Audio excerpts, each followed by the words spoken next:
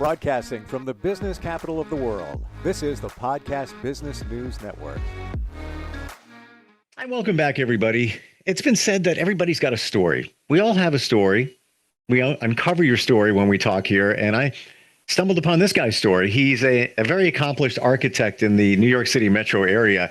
And then I come to find out that he was also a tennis pro when he was in his 20s. And we're going to dig a little bit deeper into that early career that eventually turned into architecture and being an architect. And John Riggio is back on the program. Hi, John. How you doing? Good. Hi, Steve. How are you? I'm good. Yeah, I want to share with you that I played tennis over the weekend.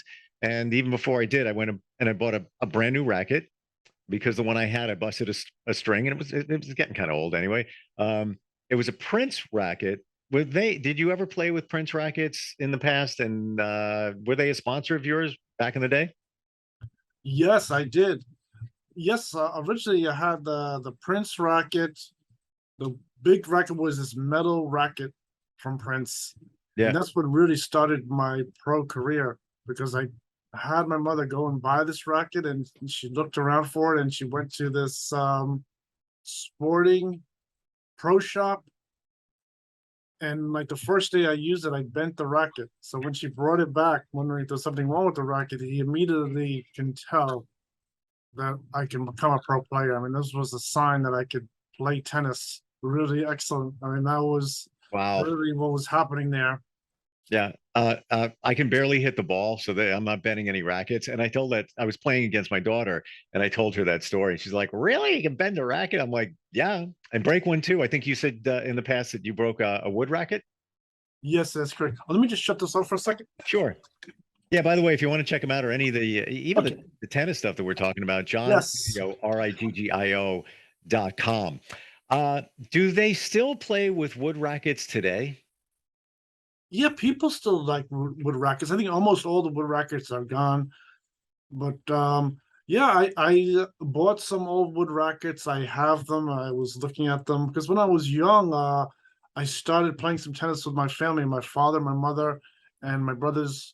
We used to go to the local courts, and that's when I first initially learned how to play some tennis. My father gave me some basic instructions, and I really started to play there. And then even with those wood rackets, I think since they're wood, it's probably easier to think you could break a wood racket very easily. But I had broken all the wood rackets in my family. We had all kinds of different brand rackets, and my father even had the Dunlop Max Ply Fort racket, which is an excellent racket.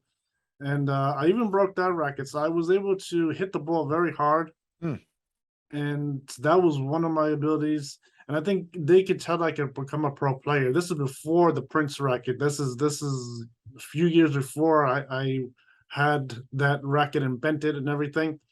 And then as I progressed, I was even able to break some tennis balls, which is so it wasn't just the racket. I was able to hit the ball really hard, and I could break I remember one time I broke 2 tennis balls out of 3 new balls in a can, and that was really amazing. I found it easy to hit the ball, and so that's one of my strengths, was really to just hit the ball very hard, and I did have the ability to break the tennis balls. That was really one thing about my playing.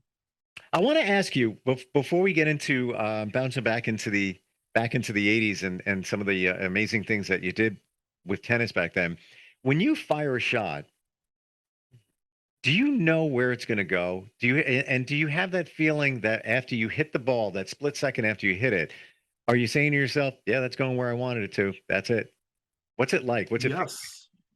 Yes. I think when I was starting to play really good, when I could hit the ball, I could really project where the ball was going to go.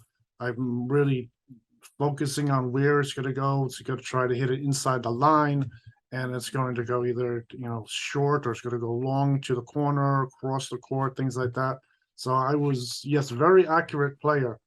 I could in fact in tennis with playing, there are some tests that you have to take where you have to really be very accurate hitting the ball.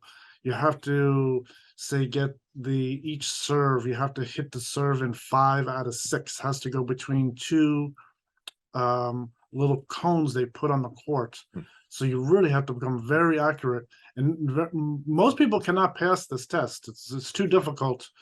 They usually give you 1 or 2 tries to pass the test. I was able to pass it on the first time. So my skills had grown where I can really hit the ball very accurately and fast.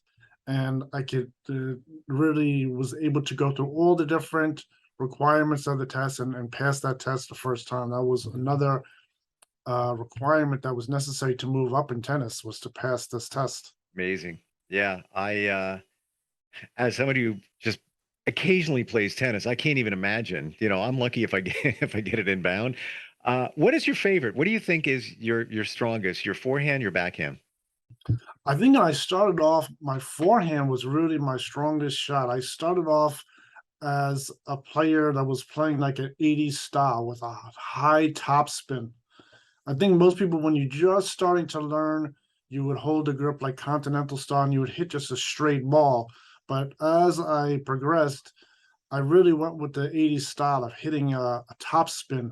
And I would hit the ball, of course, hard, but with a topspin too. And that would keep it in the net, inside the court and over the net. And this is one of my abilities. Now, what happened with my playing ability is I started to work on each aspect of my game. First, it was the forehand was very impressive. I could hit the ball hard with the topspin. And then I had to work on my backhand. My backhand was very good. Starting off with just a one-handed backhand, I was able to really hit it cross court and very accurate and things like that. And that eventually developed into two-handed backhand to really move up to the top. I really had to use a two-handed backhand.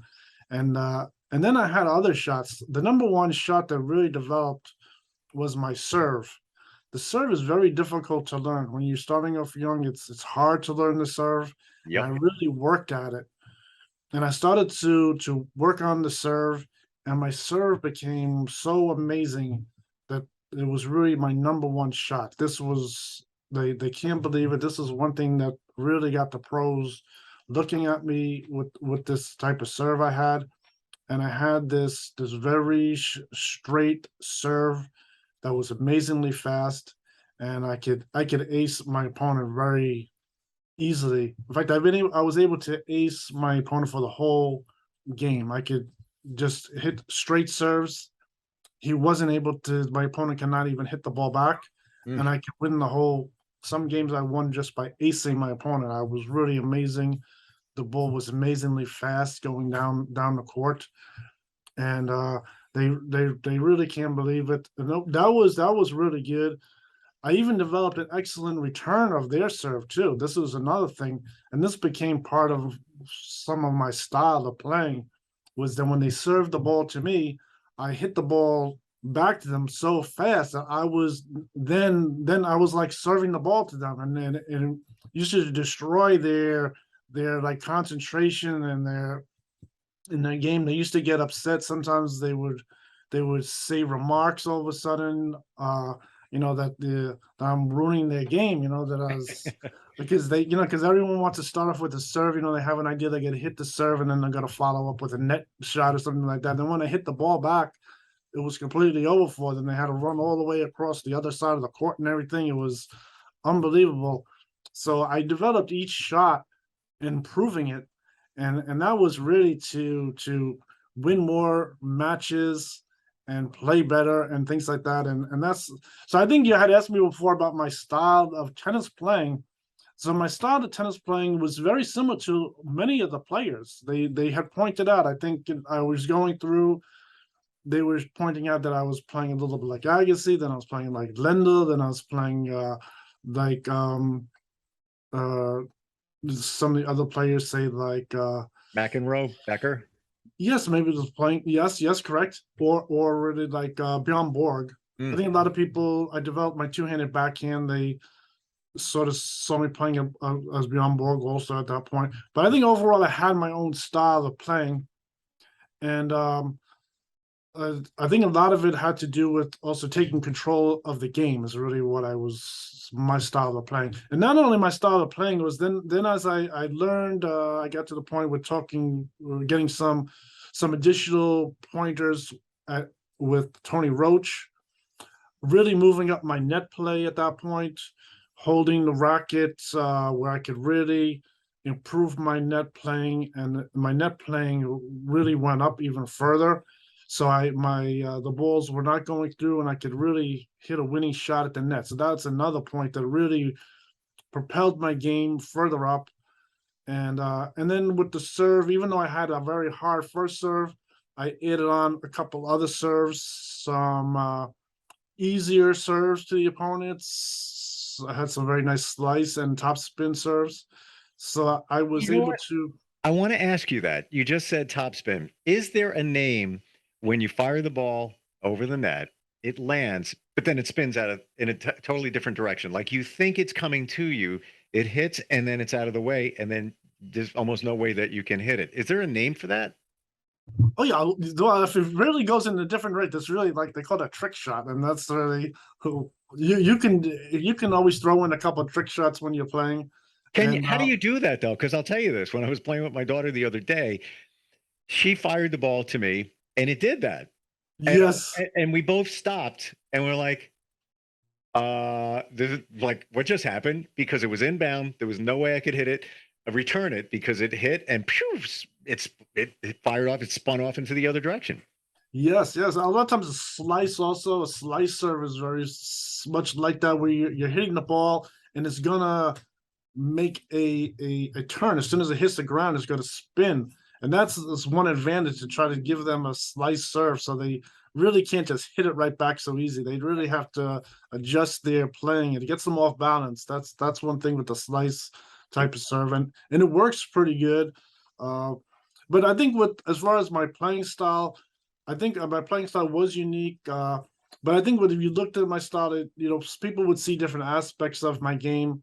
That they would see, like, I'm playing like different kinds of players that they were watching, all the other types of players. This, like, I had named some of them, and but I did have overall my own playing, and I think the one thing that really developed was I was told to really try to develop my own kind of playing that has really like a strategy of playing. And that's another aspect of tennis, is really to have a strategy of playing where you would then say hit the ball, you might lead them into running across the court, and you would have an open court to hit the winning shot. I mean, that's so what's happening there is I developed my own strategy about eventually, and I improved my playing. I even talked about my strategy of playing. It was on ESPN. It was an interview they gave me, and this was a real breakthrough for me to really get a system of a new strategy of playing that was really good. It was I envisioned it maybe even increasing my percentage from losing 1 out of 25, which is really a high winning percentage, to maybe going up, maybe inching it up a little, try to get to maybe 1 out of 30 or something like that. And and that's what I was looking at. And that was also to try to plug the holes of when you play a player. A lot of times a player might be even ranked like 130, and sometimes they come up with like a little trick shot. And this new strategy plugged the hole of someone trying to come up with a new trick shot against you to win an extra game against you, to win an extra match. And so this the new strategy that I developed really plugged a lot of those holes. So they couldn't really come and trick me and lose that one match. So that is really one thing that was happening, and it was very successful. I mean, I think it proved really good, and at one point I was able to win some key matches at that point, and that propelled me into getting some interviews about my strategy. And the reason why this happened, this was particularly at Sutton East. So at Sutton East, I had, like I said, Gloria Vanderbilt was there, but sitting right next to Gloria Vanderbilt, which I didn't say who it was Robert Kraft, who owns the New England Patriots. Hmm. So he had a lot of sport know-how, and he was there, and they were all really impressed at this new strategy and everything, and my ability to win even more matches, and and it was really good. This got rid of this problem of maybe like a player like 130 might give you an upset. That sort of plugged that whole little, and that worked really I good. want to take a quick break because we do have a question. And by the way, Yes. we're talking with architect John Riggio, who also back in the day had an accomplished tennis career. He was a tennis pro playing alongside or with some of the biggest names in tennis. We've got Kelsey checking in from Savannah, Georgia. She says, I can't believe that I stumbled upon your talk today. I'm trying to improve my game and struggle with my forehand. Do you have any tips to make it better? Yes, what you want to do is you want to keep your wrist stiff, you want to keep your elbow stiff, and you want to rotate your arm from your shoulder. And that's going to give you a consistent shot. And of course, you'd have to really come and learn how to do it, but then you want to hit the ball in front of your legs so you have it very easy to see the ball hit the racket, and then it's going to go right over the net. I'm trying to put all of that together. You want to do that in every shot, and that gets rid of the whole thing with getting too much tennis elbow. A lot of people start off and they have such tennis elbow. You see them always putting like this brace on their elbow, and they don't figure out why that's happening. It's because they really didn't keep their elbow stiff and their wrist stiff and rotate at their shoulder. That is the number one way to hit the ball. So when we say rotate at the shoulder, so now if you've got the racket in your hand and you're keeping your wrist and your elbow stiff, Yes, and so you're rotating with your shoulder. that's correct. Anything here, And then this way you just swing your arm. You don't muscle it. Everyone who's older, they already were exercising or weights. They try to push the ball, but you don't want to do it. You want to do it like when you're young, you want to swing your arm. And that's going to give you amazing strength to hit the ball rotating from your shoulder. That's going to be very accurate too. like a very fluid swing, Yes, just trying to whack it hard. yes, it's correct. Okay. But the other thing you just said, and I never even thought of this, to make sure you connect with the ball in front of your legs. Yes. Hmm. You always want to hit the ball in front of you. And that's like say like with a fly swatter, you always want to, you would never use a fly swatter behind you, you'd Right. always have it in front of you to see the balls where you want to have your racket. I got to get this guy. I got to hire this guy to show us how to play. Like just what you said, I can't wait to get back on the court and try that. I'm not even kidding. Because I'm not the greatest. My forehand's okay. I like my backhand better. Both are not great. But how about we go into the car that you got as part of your tennis career back in the day? Yes. So I was winning really big. And as a gift from my sponsors, they bought a lease for Mercedes Benz. It was a really exotic car. It's the only car you'd buy, like you'd see in the movies. They could walk into the exotic car shop. You have your Ferrari, your Porsche, your Mercedes Benz. It's really one of the exotic cars, very expensive. And they bought a very nice one. I think it was like a 560 SEC. I think it was a 1990, and it was all black. Mm. And they parked it in front of the tennis center there on Sun East, and it was really a gift for me. It was there, people can see it there that I was a very successful player. Except There was one little problem that I wasn't really allowed to drive the car because I was too young, and the lease company is requiring me to be 25 years old. So that was the only problem. But they did pay the money and they had it there. So that was a really great gift. And did you ever, come on, John, did you ever get a chance to cruise in that car with somebody else driving it at the very least? No, it just stayed there. It just stayed there. What a And tease. What a tease. You got this beautiful car. yes, Yeah, yes. drive it. Wow. Yeah. I think the sport photographers. I did have my own car at that time, and I used to park around the corner. I used to have this Chrysler Laser XT. It was a nice sports car, and they used to take pictures of me in that car. And they took pictures of me. They used to take pictures when I'm in the car driving away from the tennis center and things like that. It was pretty good. You think about the value, back then, 1990, 50K for a car in today's world would probably be like 125,000. I'm guessing. I don't know, but Yeah, I think that car is very expensive. I think yes, even more than how much money. It was very expensive. The lease was just 50,000 just for 6 months of driving the car. It's very expensive. Wow. I mean, that's one time where you wish there was social media, because I would take a picture, even if I can't drive it. I'm going to take pictures of it. This is my car. Take a look at that. That's Yes. phenomenal. How Well, I long? think at that time also, so my playing was so great. It's like some of the reasons I did receive that because I won some big tournaments, and I think that year also was starting to add up. I won the most matches in the ATP, and I even have a league record for it. That is what my sponsors had told me. My league record was way over the previous person who had that same record. I think it was over by so many matches. I couldn't believe. I'm not sure the exact number, but it was well over the previous player that had that. And I did receive an ATP award. They gave me the ATP award for the most wins that year. I think it is listed in Tennis Magazine someplace. I have to look for it. It's they did list it there, and so they did have it there, and they did list I think some other things in Tennis Magazine listed under John Vanderbilt at that point. So that's where the award has come under that name. So Wow. then also at the time when I was they were deciding on the name John Vanderbilt, I did want to add in one point was that my idea was to really use the name John East. But I think whoever was on the phone talking, we went with the name John Vanderbilt. That was the player name, and there was at that time I was talking about some billboards. One billboard was in France because at the time I won the Paris Burke, and they did have one billboard there. I think there were billboards in other parts of the world. I think one might have been in the Philippines.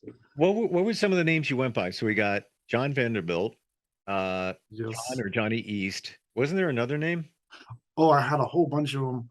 Hmm. I had my first official name was John Racket, and that name was really going to become a permanent name. I was going to use it like instead of my natural name John Riggio, I was just going to use Jack Racket as my name, mostly on the court and as like a celebrity, and that name was going to stay like that. And so that was I was using that originally. It was approved by the ATP. Then there was a problem, and the name I had to stop using it. What happened is I started some other names. I had the name. I think the most official name after that was seen on television was John Holton. Hmm. There was the name John Holton, and that was the next name. And then after that, the next name they started writing down was John Beast, really, because with the Prince Racket Company, they have this racket called the Beast. Oh, You okay. can still buy it. They still sell this racket called the Beast, Wow. and that's why. So when I was under the name with Prince, they started to say that I was the Beast. That's. The I guy mean, who breaks the it's racket. sort of a controversial name because it's like a beast is like an animal, and they gotta come and they gotta play the beast. That's really Wow. what was happening. So they were coming and trying to beat the beast on the court, and it's really. But that name, in fact, is really copyrighted by Prince. So I really cannot use that name. I Hmm. think even at some point they were writing down some of my tennis wins under John Beast. It was really getting serious with this name John Beast. But Think about from the yes. psychological aspect of if somebody's going to play you, it's John Riggio is the beast. Yes. Like, can you imagine? I don't want to play that. Yeah. Why do they continually change names? Why do you have all different names? It just turned out that way that at some points I had to give them a name and they didn't want to use my natural name. So they had to give me another name. So then that's why at the tennis center, But why wouldn't you stick but with? in between those points, my natural name was very popular. And I think that was one interesting point. I think one interesting point was particularly I was talking to Clemson University. I was accepted into Clemson University to attend it just for tennis. I didn't have to go to class, and this was a big one. Unfortunately, this is another thing where I couldn't get down there. I couldn't get the help at home to go to Clemson. But Clemson University was saying that approve my name, John Riggio, as a tennis player. They liked the name. They said I don't need any tennis alias name. For some reason, they really like my name. So I think as far as that is concerned, they do like my name, and Sure. which was very interesting. Some things were happening with the name John Riggio. A lot of things were really good happening with just my name. Like when I went over in '87 to Court 33, I was able to obtain Court 33. I was able to do the whole thing with getting knighted and everything. They really liked my name. But then at certain points, I had to go and use a player name, and I think a lot of it had to do with really safety. That for some reason they didn't want me to use my natural name. There was some dangers involved using my natural name, Well, that sure, it's people the might same try to thing. follow me around or something That's like it. that. Yeah, you take a look at celebrities; they all change their names. The majority of them do. But I'm just curious why you had many different names. Why The they? name Jack Racket was really big with me. I think I started off with Jack Racket. I met some new friends with the name Jack Racket, and so I think there was some important names that don't want to name on this show, but I met some people who are on television. The name was really good. It put me with a good group of people. I still use the name Jack sometimes. I mean, the name when I use the name Jack instead of John on the Jack Racket. It was pretty good. I think it was a good name for me. A lot of people liked it. They didn't say I don't look like Jack Racket, or anything like that. So I did use the name, and that was very good. And then so then at the Sudden East, I started off there with my natural name, but as I won, for some reason the ATP called up my sponsors, and they insisted on doing this with the name. So then that's what happened. So that is Yeah, how that's that great. happened with as far as my player names. And this, at this point, I think since I have different people supporting me that like my name, just John Riggio, I'm just gonna keep it the same. I took all the names and put them together on one list. I don't know if everyone knew about the different playing stages that were taking place with the different names I had, because some things like written under John B, some things are written under Jack Racket, John Holton. I think the name John Holton was on television on Saturday morning, and my neighbor where I lived always used to watch my matches, and he always was pointing out that he saw me playing and they had another name under there. It wasn't my natural name. Hey, And I had to made a explain the whole mistake. story of that. They had to give me a player name. Yeah, your neighbor might be watching and say, "Wait a minute, they made a mistake. That's not his name, but it is. You're using a different one." We're just about out of time, John. It fascinating talking with you today, and just the detail uncovering what went on in your life in the in the '90s and early '90s, late '80s. Just Yeah, good. and then I think one point to add was very interesting, that this whole thing with people backing me, like the USA backing me, Clemson University backing me, of course the Princess Savoy, and even South Korea was backing my playing. They were rooting for me. I had one particular fan, a female fan, that used to come there practically every day, watch me play matches. And I'm even in publications in South Korea. They took my picture. They had me in South Korea. South Korea was backing my tennis playing, Unbelievable, and worldwide. with my natural name. With my natural name. And South Korea, tennis is big there. Yes. A big thing, even to the day. John, great talking with you. John Riggio, architect and pro tennis player. You can check him out at johnriggio.com. I could talk forever. I wanted to let tennis lesson. Let's go. I wish I had. Yes. Actually, I do have my racket in the car right now, but looking forward next time we talk. Okay, great. It's good to talk to you, Steve. Thanks.